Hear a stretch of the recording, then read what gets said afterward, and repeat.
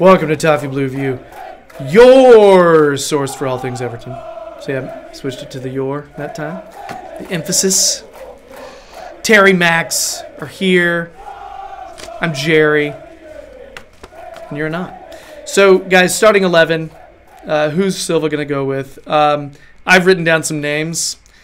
I'd say there's a pretty solid chance we all have the exact same names, though. Yeah. All right. It's weird. I think there's a couple of places, possibilities for changing it up. I think there's two spots in particular that I'm thinking of. So let's get started, though. Max, it's your turn to go first.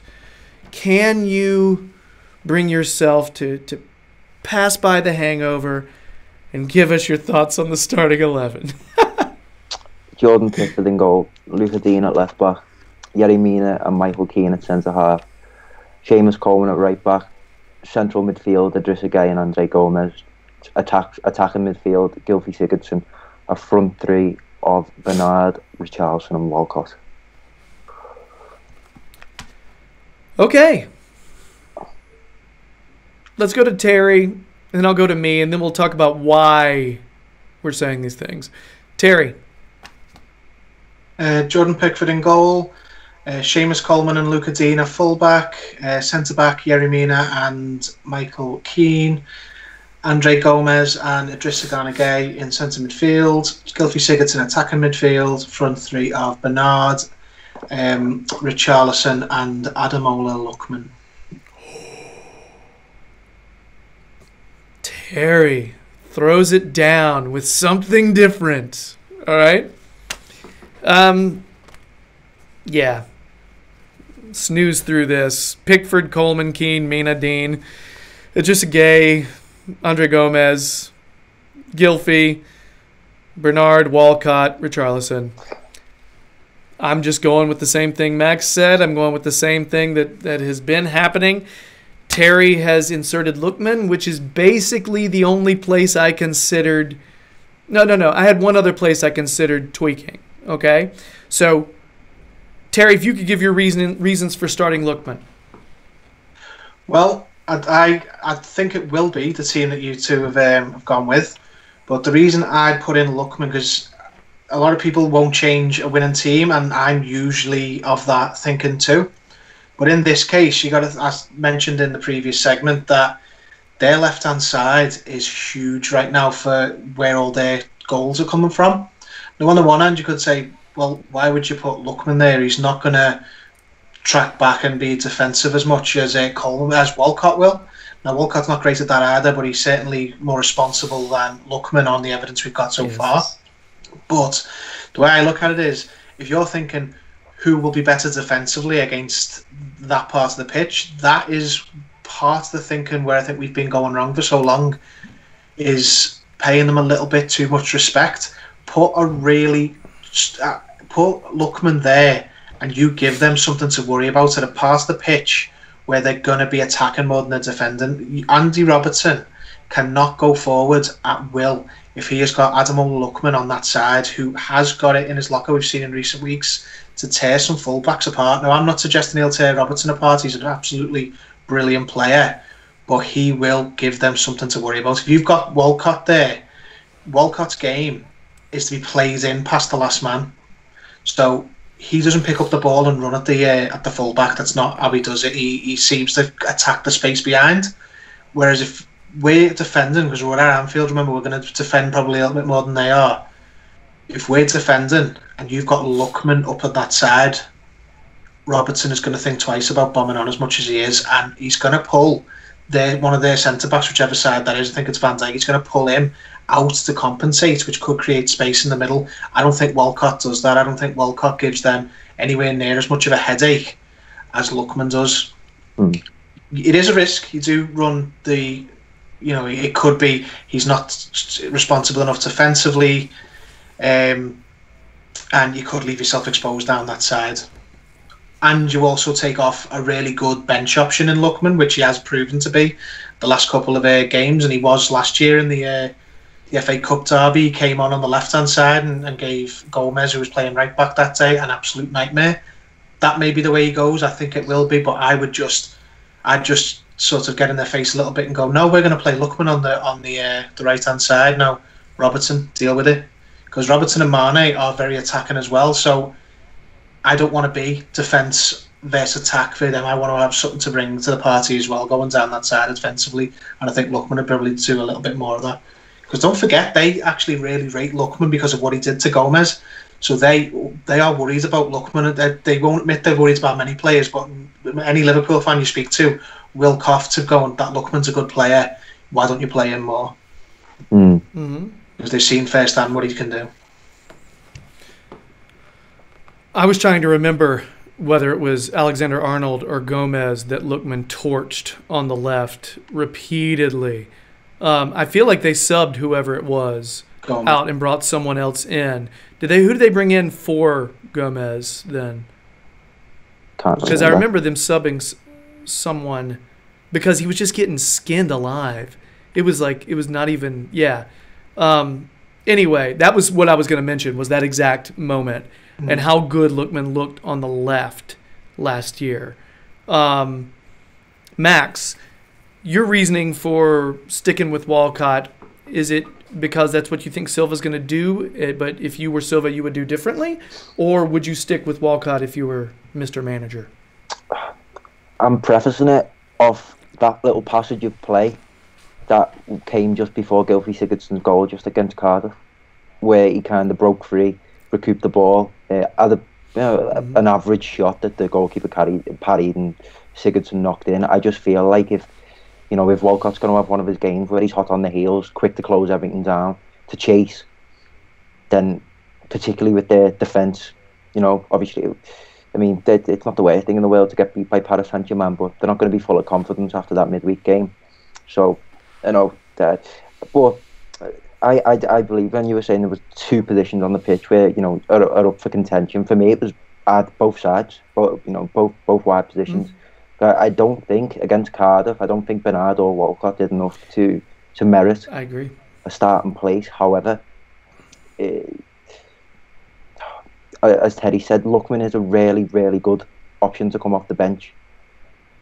But at the same time, you see the impact that he had, for example, in the FA Cup game. But you think if you start him in that game, and if he plays kind of, chains free, and, plays off the chain, and he, expresses himself, which he clearly did when he came on, he can cause havoc. Hopefully, we can find a bit more of a clinical edge in our game, because we lacked that a lot against Cardiff, I thought. I don't think we didn't, I mean, in terms of expected goals, and certainly should have scored a lot more. And at Anfield, it's a place where if you're going to create expected goals, you've got to take them. I think a part of that edge that was missing, something they were packing so far back. I kept on thinking, why do we look so sloppy? Why do we keep missing passes by like this much? You know what I mean? It was always just that last ball that would get into the box that we were missing by, a foot to like 3 or 4 yards off. And I think a big part of that is they were packing back. They were not pressing. They were just bringing it back. And that's a lot more people in the passing lanes. That makes it a lot tougher. Liverpool's not going to do that.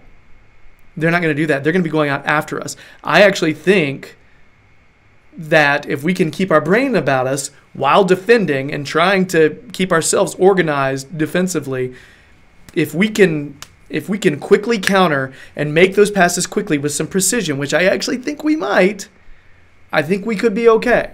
All right? I just don't think they're not going to respect us as much as Cardiff did. They're not.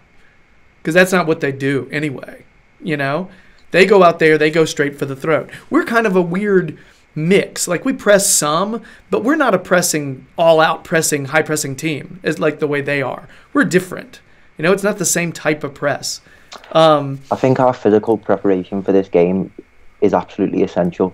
And I think Liverpool, the reason they are so good is because Jurgen Klopp's kind of evolved this team into a team of athletes. Each player in their starting 11, strong, fast, powerful, and they can hit you for 90 minutes. They can hit you for 120, and we have a history of falling short in big moments, and that is something that needs to change. Yeah, and it's their urgency. They press, they win the ball, and as soon as they win the ball, they win it in a place where they want to win it, and they immediately know, okay, I need to play here or here or here.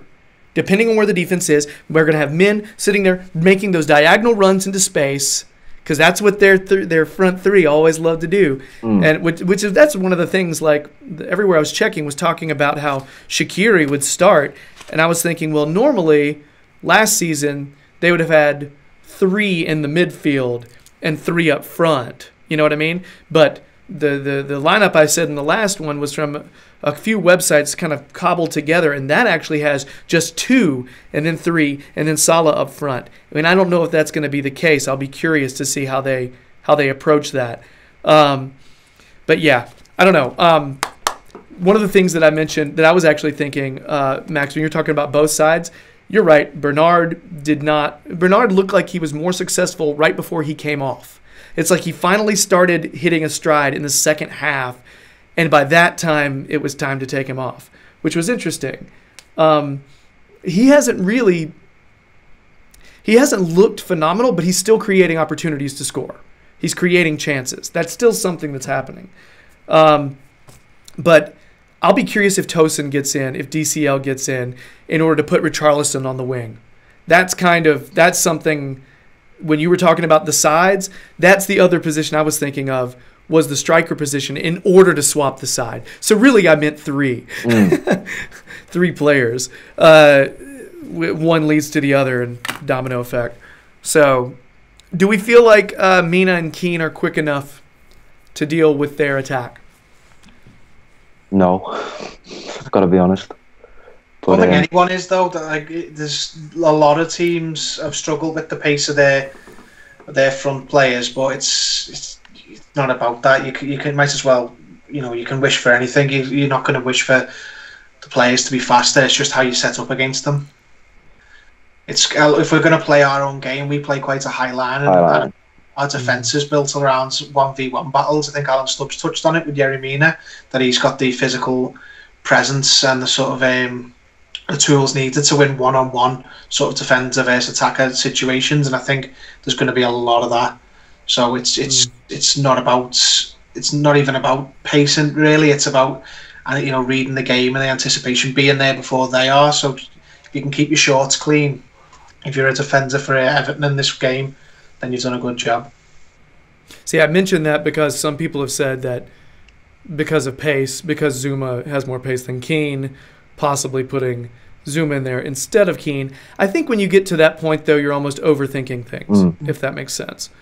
And it really is about your system. The way we set up, the way that kind of defensive setup that we brought against Chelsea, the way we just we didn't really press near midfield, we just dropped back and closed down those passing lanes. I think you'll see us playing around with those kind of concepts, trying to be really compact and not really trying to spread ourselves out and give them none of those lanes. Being really careful in those areas where they want to press. I feel like they're pressing. They love to press the fullbacks kind of just beyond the box, between the box and midfield. That's where they love to put that pressure. So I'll be curious to see how we deal with that. I think Andre Gomes is a huge part of this, guys. A huge part of being able to combine and getting us out of those spaces. Same goes for Idrissa Gueye, I think. I think Idrissa Gueye is, our most naturally gifted athletic player. So,